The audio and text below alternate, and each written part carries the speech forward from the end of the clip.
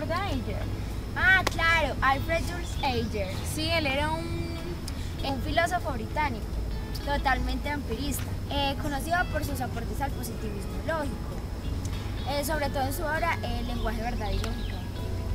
Ajá, sí, yo me acuerdo de esa obra. Sí, pues según la gente por ahí, él nació en San Juan, Londres, en una familia muy adinerada. Ah, es que eran de Villoyo. Sí, europea.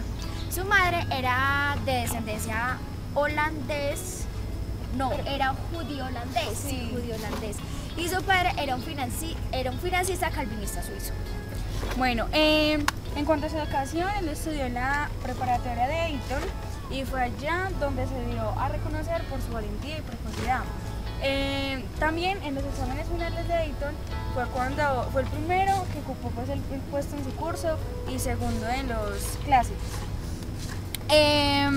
A ver, ¿qué más que me acuerde? Ah, y era de todo un poquito. O sea, desde ser una persona socialmente agradable hasta ser un mujeriego empedernido. Tanto que se casó 4 veces. ¿Cómo? 4. Incluso en un año se le murió la esposa, quedó viudo y ese mismo año se volvió a casar.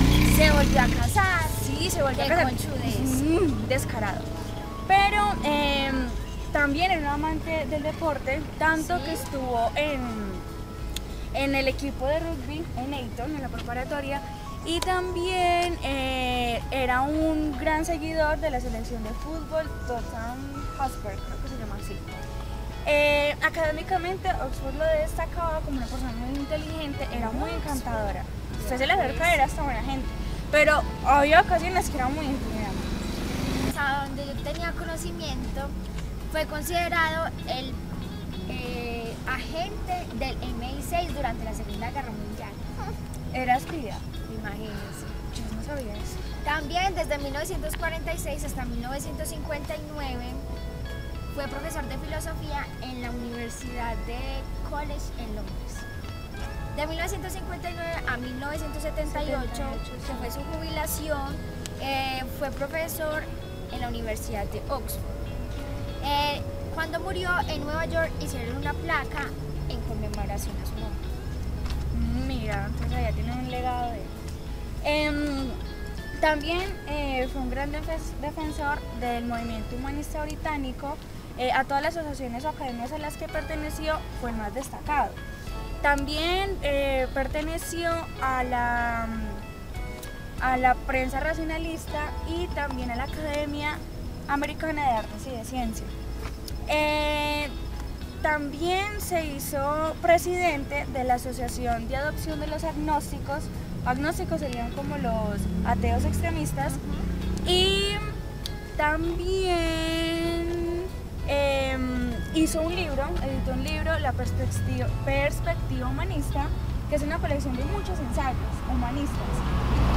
Y también fue uno de los firmantes del movimiento humanista. O sea, fue una persona ahí muy importante. Qué hombre tan complejo. Sí, todo este movimiento humanista se dio en Inglaterra. Hay una experiencia muy curiosa que fue la de la muerte, y es que un año antes de morirse, en 1988, resulta que él escribió un artículo titulado Lo que yo vi cuando estaba muerto, donde él retrata pues una experiencia cercana a la muerte, que es muy inusual de hecho. Supongo que él estaba internado porque él le dijo al doctor que estaba de turno que él había sido un ser divino. Estaba delirando. Sí, ya estaba delirando, entonces menos mal que no hizo eso porque se hubiera tirado toda la filosofía. Sí, claro. Porque en menos de un año fue que él murió, lamentablemente. Y hablando, ¿pero dónde es que vamos? Ay, creo que vamos para el centro comercial. Ay, no, pero es que si vea, yo le dije que no nos demoráramos. Si usted se pone a ponerme conversa mía, todo el camino me va a tener hablando. Ay, pero es que este tema está muy interesante. ¿Cómo le parece que uno de los principales aportes al positivismo lógico fue el principio de verificación? ¿Sí? Sí, que él defiende en su obra Lenguaje, verdad y lógica, donde demuestra que una proposición tiene significado cuando se puede demostrar su verdad o falsedad. Por medio de la experiencia. Ajá, por medio de la experiencia. También esto lleva como a una descalificación de la metafísica, Pues porque las afirmaciones ya se veían como acusadas al sinsentido. Y acá es donde Heger pasa a ser un puente entre los pensadores británicos y el Círculo de Viena. O sea, él lleva todo el positivismo lógico a Inglaterra. Sí. También tiene un principio de verificabilidad y ese principio pretende ser una norma para distinguir las proposiciones con sentido, que serían proposiciones experienciales, con las que no tienen sentido, que serían las tautológicas, o mejor dicho, con las absurdas, que sería la metafísica. Una diferencia entre el principio de verificación en práctica y en principio. Verificación en práctica y verificabilidad. Verificabilidad en práctica y verificabilidad en principio. En práctica, pues como decía anteriormente, es cuando uno puede determinar que una proposición es verdadera o falsa. Por ejemplo, si alguien afirma que hay un ejemplar del Quijote en la Biblioteca Nacional de Madrid, pues, como lejos. Allí nomás. Pues esta afirmación la podemos verificar pues yendo, visitando la biblioteca y viendo todo lo que hay en ella. A ver si está o no está. Claro, a ver si está. Ya. Él también tiene otra, que es el criterio de verificabilidad en principio. Que, por ejemplo, también cuando una persona afirma que hay caras ocultas en la luna. Por ejemplo, hasta el momento no se ha creado un cohete que nos llegue a ver las caras ocultas de la luna, pero porque no se haya creado no significa que no sea real, que no exista. Entonces es cuando este criterio se toma en principio. Crítica a la metafísica. ¿Cómo es esa crítica? Lo que él hace es como compararlo con los poetas. O sea, él dice que los poetas en sus versos, en sus poesías, adornan las palabras. Eso mismo, o sea, dicen cosas muy bonitas de todo, lo utilizan las metáforas para esto, pero que no sirve de que nos hablen de para cosas nada, muy bonitas para nada. No, lo mismo pasa con la metafísica, nos dice cosas muy buenas, que Dios, que yo no sé qué, pero eso no se puede confirmar, no podemos recurrir a la experiencia. ¿Y uno para qué eso. se gana si no lo puede comprobar? Nada, o sea, es algo sin sentido.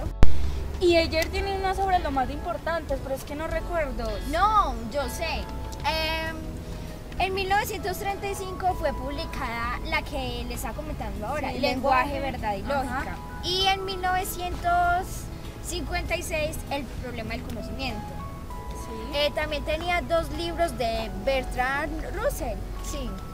Y un libro a la introducción de la filosofía de David Hume. También tenía una breve biografía de Voltaire. Ajá. En el libro Lenguaje, Verdad y Lógica, esa fue la primera obra que tuvo y fue publicada en 1935 cuando regresó de Viena. Él tenía 26 años, pero él empezó a escribir este libro cuando tenía realmente 23 años. ¿Sí? Esta es una obra de análisis filosófico, es una obra clásica, donde él reafirma los puntos doctrinales del Círculo de Viena, donde se mantiene muy fiel al positivismo de Berkeley y de David Hume, y también a todo esto de la argumentación y del análisis filosófico de Wittgenstein y de Russell, que fueron 2 muy populares en el siglo XX. Sí, fueron muy conocidos. En esta obra él hace una distinción entre enunciados lógicos y empíricos, hace una eliminación a la metafísica, rechaza los enunciados a priori, a los enunciados éticos les da un valor muy emotivo y a la filosofía como lógica de la ciencia. Muy conocido, Él fue muy importante, Muy importante. como para concluir. No fue tan reconocido como Wittgenstein, como Popper, que esos fueron incluso como otros. Pero como profesor, intelectualmente era una persona muy que nadie importante. lo superaba. Sí, hasta el momento y en lo pasado nadie lo ha llegado a superar. Sí, pero muy interesante. Sí, es un muy buen filósofo. Heger no es cualquier cosa. Oye, ¿cuándo vamos a llegar? Nada que hemos llegado.